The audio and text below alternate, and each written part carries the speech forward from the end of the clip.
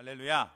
아멘. 우리 모두 두 손을 이렇게 가슴에 모읍시다. 두 눈을 감고 우리 함께 고백해요. 하나님의 말씀은 내 영혼의 생명입니다. 말씀의 축복이 오늘 이루어지게 하소서. 아멘. 여러분, 성경에는요 다양한 파트너십이 나타납니다. 다윗에게는 요나단이라고 하는 친구가 있었어요. 파트너가 있었죠. 요즘 말로 하면 소울메이트라고 할 수 있을 것 같아요. 요나단은 아버지 사울 왕에게 맞서면서까지 다윗을 보호하고, 가만히 있으면 자신이 물려받을 이 왕의 자리를 오히려 다윗이 어울린다라고 생각하면서 다윗을 이제 진정한 우정으로 대해 주었던 사람이었습니다. 다윗 역시 요나단을 진정한 우정으로 대해 주었고, 사울 왕과 요나단이 전쟁에서 이제 전사했어요. 그런 이후에 다윗이 왕이 되었을 때에 요나단에 하나 남겨져 있는 아들이었던 이 무비보셋을 요나단처럼 아주 극진히 대해 주었습니다. 다윗과 요나단, 가장 대표적인 성경의 파트너였어요. 또 어떤 파트너가 있었을까요? 다니엘과 새 친구를 들 수가 있겠죠. 이 네 사람은 바벨론에 이제 포로로 잡혀갔지만 끝까지 믿음을 지키는 동역자가 되어 주었습니다. 또 페르시아의 왕비였던 누가 있지요? 에스더와 그의 삼촌인 모르드게, 역시 훌륭한 파트너였고요.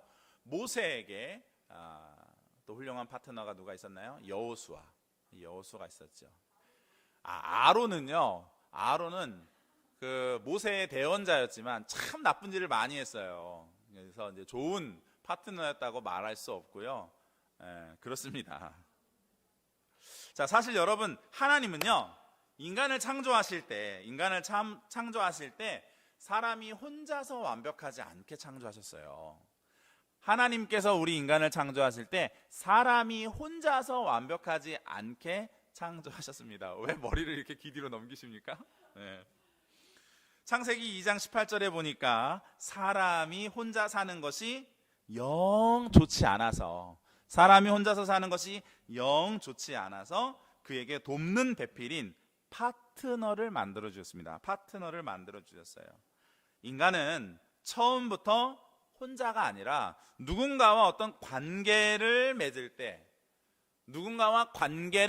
그 관계 안에서 비로소 이제 정상적으로 작동할 수 있는 그런 존재로 지음을 받았던 것입니다.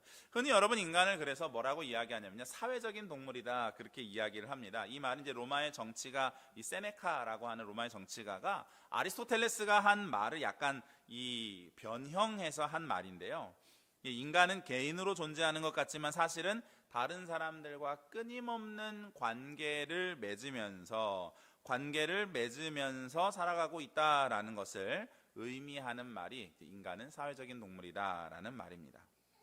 이 말이 이런 말들이 나오는 것도 역시 하나님께서 인간을 그렇게 창조하셨기 때문에 이런 말이 나오는 거예요. 여러분, 우리가 구원을 생각할 때 구원은 나와 하나님과의 개인과의 관계 속에서 구원을 받는 거잖아요. 맞죠? 아멘이시죠?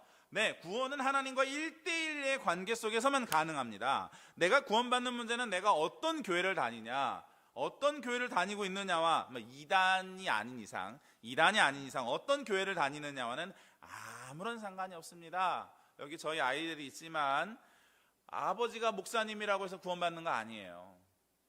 내가 예수님과 1대1의 관계를 잘 맺어야, 그래야만 구원을 받는 것입니다. 오직 구원은 개인과 하나님과의 관계 속에서 결정지어지는 것입니다. 하지만 여러분, 그렇다고 해서 혼자서 신앙생활할 수 있나요? 그렇지 않죠. 하나님은 우리가 구원받고 천국에 바로 가게 하시지 않으셨어요. 오늘 같이 예배하는 성도님 여러분, 누구나 다 예수님의 구원을 받으셨습니다. 믿으십니까? 아멘. 예수님을 믿는 믿음 있는 우리 모두는 다 구원을 받은 사람들이에요. 그러나 하나님께서 구원이 부족해서가 아니라 구원받은 우리를 바로 천국으로 인도하시지 않으셨다는 사실을 우리는 주목해 보아야 됩니다. 하나님은 이 땅에서 우리가 주님의 몸된 교회를 이루게 하셨습니다. 하나님은 이 땅에서 우리가 주님의 몸된 교회를 이루게 하셨어요. 교회는 하나님 나라의 파트너십입니다. 교회는 공동체예요. 성도는 교회의 일원으로서 성도들끼리 또 목회자와 또 그리고 하나님과 파트너십을 이루면서 이 땅에 살아가는 존재가 바로 하나님 나라의 성도예요. 오늘 우리가 읽은 이 본문에는 이러한 성도가 이루는 하나님 나라의 파트너십이 잘 녹아져 있어요. 우리 함께 말씀을 묵상하면서 건강한 하나님 나라의 파트너십을 이루는 우리 모두가 되시기를 주님의 이름으로 축원합니다. 하나님 나라의 파트너십 첫 번째는 하나님과 성도가 이루는 파트너십입니다. 하나님과 성도의 파트너십이에요. 예수님을 믿는 이 성도의 삶 자체가요, 사실은 하나님과의 파트너십 안에 있는 거예요. 오늘 본문을 보면 여러분 11절 12절 여기서 사도행전의 저자인 이 누가는 바울 일행이 지나간 그 경로를 상당히 구체적으로 자세히 기록을 하고 있는데요. 여러분 이렇게 성경에서 지명이 나오면 어떻습니까? 우리가 이 지명에 대해서 잘 알지 못하기 때문에 별다른 감흥이 없죠. 오히려 지명이 많이 나오면 많이 나올수록 성경 읽는 게 힘들어져요. 지루하게 느껴지기도 합니다. 아니 목사님도 성경을 읽으실 때 지루함을 느끼실 수 있으시냐고요? 그럼요. 저도 여러분과 똑같아요. 왜냐하면 저도 이 시대 사람이 아니고 또 이 지역에 대해서, 성경에 나타나 있는 지역에 대해서 잘 아는 게 없으니까 이런 대목이 나오면 지루해요. 하지만 여러분 성경은요 아는 만큼 재미있어요.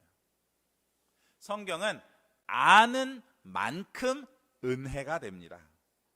성경을 아는 만큼 은혜가 더해지는데 이런 구절을 이렇게 상세하게 적어놨나 싶어서 제가 좀 이렇게 책을 좀 뒤져봤습니다. 책을 좀 찾아보니까 그 드로아에서 지금 이제 11절에 보니까 드로아에서 배를 타고 이제 여기를 지나서 빌립보로 지금 가는 거잖아요. 그런데 그 여정이 며칠 걸렸대요? 이틀이 걸렸대요. 1박 2일이 걸렸다고 해요.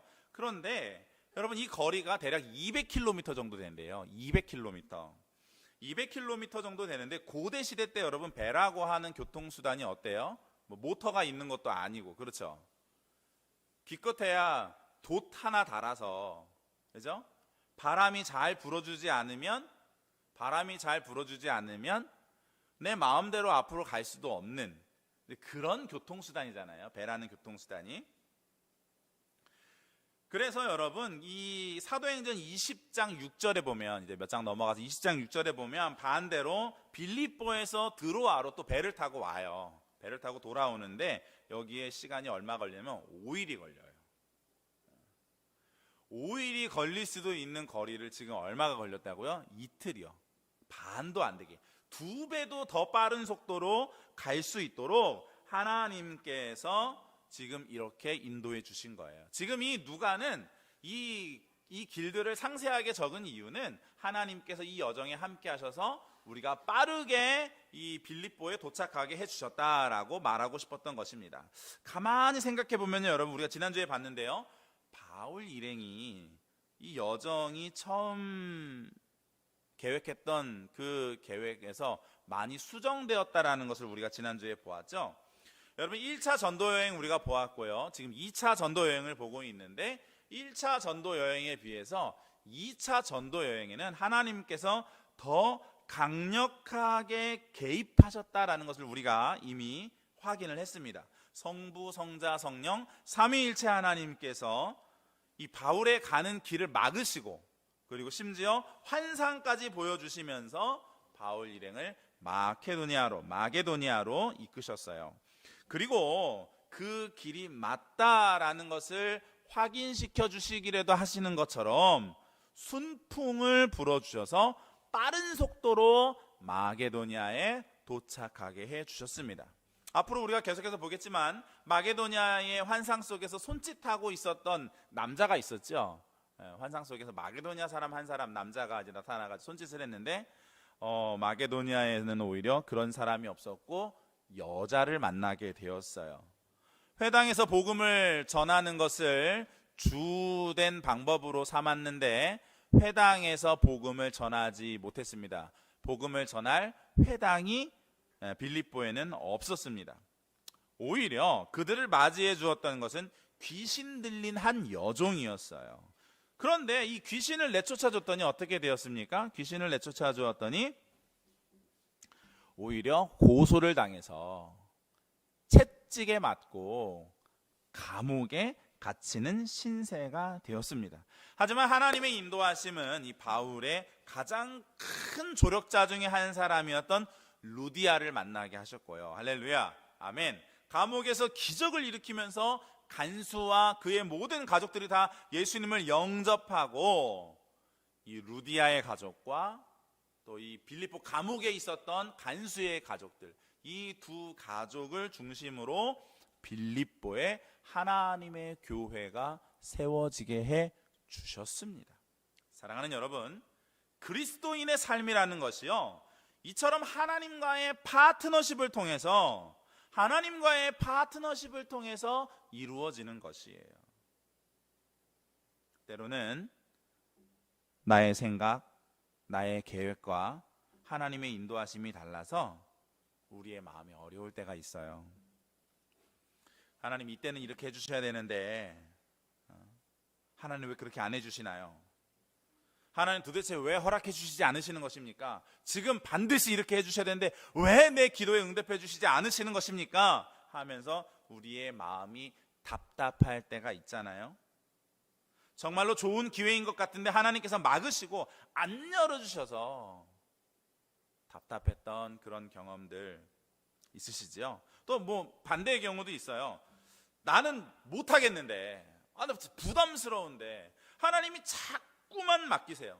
자꾸만 챙겨야 될 사람을 맡기시고, 자꾸만 내가 해야 될 일들을 맡기시고, 자꾸만 난 좀 쉬고 싶고, 나는 이제 더 이상 못하겠는데 하나님이 계속해서 맡기시고 그렇게 부담을 주시면서 하나님이 인도하실 때가 있더라고요. 제가 신학대학원 처음 들어갔을 때 첫 학기 채플에 오셨던 목사님의 말씀이 이제 기억이 납니다.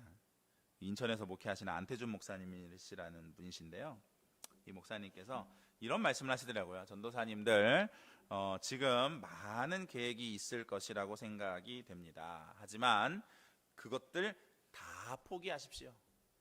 다 없는 것으로 다 없애버리십시오. 주를 위해서 이렇게 생각하겠다, 저렇게 하겠다, 이런 사람 저런 사람이 되겠다, 이런 생각 다 내려놓으십시오. 아무런 계획도 세우지 말고 주님께서 그때마다 주시는 인도하심을 따라 가십시오. 이렇게 말씀해 주시는데 이게 머리가 멍해지더라고요.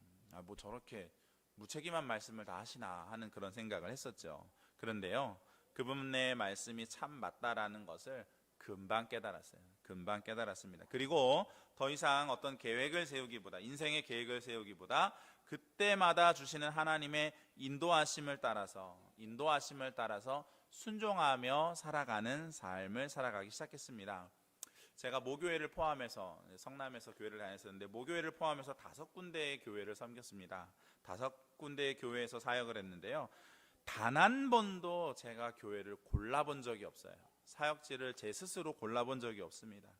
대부분이 이제 소개를 통해서 사역에 대한 제안을 받았고, 또 더 크고 더 좋은 대우가 있는 그런 교회에서 제안이 왔다고 해도 먼저 온 제안에 따라서 항상 선택하면서 그렇게 했습니다. 덕분에 이제 저희 아내가 많이 고생을 했죠. 항상 이 주어진 상황에 순종하면서 다른 곳으로 또 가라고 하면 또 그 사인에 순종해서 이제 또 다른 곳으로 가고, 그런 사역을 보냈어요. 우리 교회를 개척할 때도 사실 말도 안 되는 순종을 하나님께서 요구하셨거든요. 얼마나 마음이 어려웠는지 몰라요. 그래도 이제 순종하면서 개척을 결심했을 때 꽤 큰 교회들에서 꽤 규모가 있고 사례비도 많이 주고 또 개척이나 이런 것들도 지원해주는 꽤 큰 교회들에서 이제 사역 제안이 왔어요. 3군데에서 그것도 왔는데 하나님의 뜻이 개척에 있었기 때문에 가진 것도 하나도 없고 고생길이 뻔하지만 이 하늘향기 교회를 이곳에 개척하기를 저와 저희 아내가 같이 함께 그렇게 시작을 했습니다. 정말 힘들고 어려웠지만 우리 교회가 여기까지 오게 하신 것이 모두 하나님의 은혜와 하나님의 섭리였다는 사실을 그래서 저와 저희 아내는 정말 잘 알고 있습니다. 사랑하는 여러분, 저와 그리고 저희 가정과 함께 하신 하나님이 우리 교회와 함께 하시고 할렐루야 아멘. 또한 여러분과 여러분의 가정에도 함께 하시는 줄을 믿으시길 주님의 이름으로 축원합니다. 아멘. 하나님은요 코로나의 위기 속에서도 오히려 어떤 성도님은 좋은 직장을 얻게 해주셨고요. 아멘. 어떤 성도님은 좋은 집을 얻게 해주셨고요. 아멘. 어떤 경우에는 이 모든 어려움이 있기도 전에 삶의 터전까지도 옮기셔서 닥쳐올 이 위기에서 보호해 주시는 역사가 우리 교회 성도님들 가운데 있었습니다. 네, 우리의 삶은요 이처럼 하나님과의 파트너십이 중요합니다. 하나님과의 파트너십이 중요해요. 이스라엘 백성들이 여러분 애굽에서 나올 때 시내산에서 하나님과 파트너십을 맺었어요. 하나님과 파트너십을 맺었는데 만일 이들이 이 파트너십을 잘 유지했다고 한다면 그들은 금방 가나안에 들어갔을 것입니다. 금방 가나안에 들어갔을 것이에요. 그런데 그들은 이 파트너십을 잘 유지하지 않았어요. 더 맛있는 음식이 먹고 싶다고 하나님을 원망하고 더 큰 권력이 갖고 싶다고 불평하고 와이프 배우자 말고 다른 여자랑 이성이랑 간음을 하기 위해서 하나님을 배신하고 여러분 그 결과가 어땠습니까? 금방 갈 수 있는 이 길을 걸어서 보름밖에 안 걸리는 이 길을 40년이나 뺑뺑이 돌았다는 사실 여러분 우리가 성경 민수기를 통해서 알고 있습니다. 하나님과 파트너십을 잘 유지하면 바로 가나안 땅에 들어갈 수 있는 것입니다. 할렐루야 아멘. 사랑하는 여러분, 오늘 바울의 일행처럼 그분의 말씀에 순종하면서요 하나님과의 파트너십을 잘 맺으시고 유지하시기를 주님의 이름으로 축원합니다. 하나님 나라의 파트너십 두 번째는 목회자와 성도의 파트너십이에요. 목회자와 성도의 파트너십. 오늘 본문 13절에 보니까 빌립보 성에 회당이 없었던 것 같아요. 그래서 바울 일행이 안식일에 예배할 수 있는 곳이 없어서 이제 기도할 수 있는 곳을 찾기 위해서 성 바깥에 혹시라도 성 바깥에 그 강가에 가면 이 예배를 하기 위해서 유대인들은 정결례를 했어야 됐기 때문에 물이 반드시 필요했거든요. 그래서 회당이 없으면 주로 이제 성 바깥에 있는 강가에 이제 모이는 그런 습성들이 있었는데요. 혹시나 해서 이제 바울이 그렇게 이제 찾아봤더니 강가에서 여인들이 하나님을 섬기는 여인들이 그곳에서 이제 안식일에 기도를 하고 있는 모습을 보았습니다. 자, 그래서 이제 거기에서 여인들에게 바울이 예수님을 전했는데요. 성경에 보니까 이때 하나님께서 거기에 있던 여인 중에 한 사람인 루디아라고 하는 이 여인의 마음을 열어주셨어요. 루디아는 복음을 받아들이고 자신과 가족들 모두가 다 예수님을 믿고 세례를 받았습니다. 15절에 보니까 세례를 받은 이 루디아가 바울에게 한 가지 요청을 했어요. 우리 같이 함께 15절 말씀을 읽겠습니다. 15절 시작. 그와 그 집이 다 세례를 받고 우리에게 청하여 이르되 만일 나를 주 믿는 자로 알거든 내 집에 들어와 유하라 하고 강권하여 머물게 하니라. 아멘. 이 말씀이 중요한 이유는요, 여기에 목회자와 성도의 파트너십이 녹아져 있기 때문에 그렇습니다. 새벽에 우리가 계속해서 지금 새벽 예배 때 묵상을 하고 있는데요. 마태복음 10장에서 예수님께서 제자들을 전도하라고 보내시면서 여러 가지 지침들을 주셨는데요. 그 중에 하나가 바로 이거예요. 이 복음을 듣고 받아들이는 사람이 있으면 너희는 그 집에 들어가 유하며 그 집의 축복을 빌어 주어라. 마태복음 10장에 있는 말씀입니다. 그래서 여러분 우리가 그 9장에 보면요, 사도행전 9장에 보면 베드로가 고넬료의 집에 들어가서 거기에서 유하면서 고넬료와 그의 집에 모여있는 모든 사람들, 대략 한 100명 조금 안 되는 사람들이 모였다라고 학자들은 추측을 하고 있는데요. 이 사람들에게 복음을 전하면서 고넬료의 집에 유하면서 교제하면서 베드로가 복음을 전한 이야기를 우리가 예전에 한번 찾아봤던 적이 있습니다. 이와 마찬가지로 바울도 루디아에게 이제 가는 건데요. 루디아는 마치 이런 일들이 있었다라는 것을 아는 것처럼, 전혀 알지 못하면서도 불구하고 마치 아는 것처럼, 이런 당연히 그렇게 해야 될 것처럼 생각하면서 지금 바울 일행을 초청하고 있는 거예요. 루디아는 이때부터 시작해서, 루디아는 이제 유럽의 첫 번째 신자였어요. 지금 이제 이 빌립보가 복음이 유럽으로, 아시아에서 유럽으로 넘어간 첫 번째 이제 관문이었는데, 여기서 가장 먼저 예수님을 믿은 유럽의 첫 번째 신자가 이 루디아였습니다. 루디아는 이때부터 시작해서 바울의 선교를 전폭적으로 지지하는 그런 선교의 동역자가 되었습니다. 여러분, 교회는요 절대로 목사 혼자서 세울 수가 없습니다. 절대로 목사 혼자서 세울 수가 없어요. 목사는 단지 말씀을 전하는 역할을 할 뿐이에요. 말씀을 전하는 역할을 할 뿐이에요. 교회는 여러 회중이 모여서 이루는 것이기 때문에 하나님은 바울 일행의 전도 여행에 이렇게 깊이 관여하신 거예요. 이렇게 깊이 관여하신 거예요. 바울이라고 하는 뛰어난 사도 한 사람이 아니라 하나님은 바울에게 동역자인 실라를 붙여주셨습니다. 그리고 유대인과 이방인들을 이어줄 수 있는, 연결고리가 되어줄 수 있는 디모데를 하나님께서 바울에게 붙여주셨고, 이 모든 여정을 꼼꼼하게 기록해서 교회의 유산으로 남길 의사 누가를 하나님이 이 선교팀에 보내주셨고, 이 네 사람의 전도 여행을 재정으로 후원할 루디아와 같은 사람을 하나님께서 이 선교팀에 보내주신 것이에요. 그래서 여러분, 바울이 세운 교회는 바울 한 사람이 세운 것이 아니에요. 바울 한 사람이 세운 것이 아니에요. 이 모든 사람의 협동을 통해서, 협력을 통해서 세워진 것이었습니다. 우리 교회도 마찬가지예요. 우리 교회도 바울 같은 사람, 실라 같은 사람, 디모데 같은 사람, 누가 같은 사람, 루디아 같은 사람이 있어야 건강한 교회가 세워지는 것입니다. 저는 오늘 이 말씀을 준비하면서 내가 우리 성도님들에게 바울 같은 목사가 돼야 되겠다. 바울같이 말씀에 정통하고 기도하고 또 그러기 위해서 최선을 다해서 말씀을 연구하는 그런 목사가 돼야 되겠다라는 생각을 하게 되었습니다. 그러기 위해서 제가 더 열심히 기도하고 지금보다 더 열심히 연구하고 또 노력할 것을 여러분에게 약속을 드립니다.